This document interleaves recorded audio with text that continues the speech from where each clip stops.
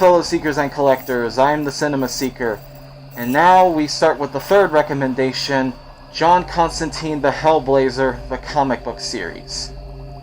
This is one that I recommend because the artwork is just so damn good.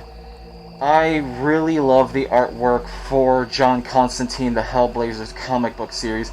It's an older comic because it was made during the 80s, and you can definitely see that in the very grainy kind of feel that this comic book has, but it works so well, especially with its horror, with many of its horror scenes.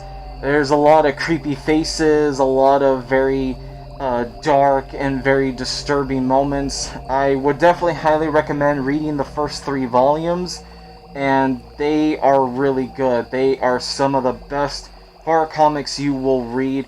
John Constantine as a character is so fascinating to watch because he is not your traditional hero. He is very much an anti-hero.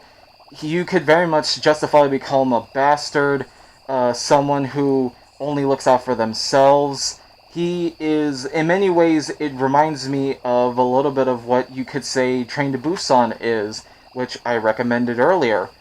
So I would definitely highly recommend actually giving this one a read. There is a TV series that you can watch on the CW app. It's free, and I highly recommend that series because it's so accurate to the comics that it's well worth your watch.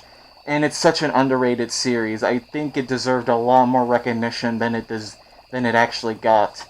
And Matt Ryan does a great job being John Constantine in that series.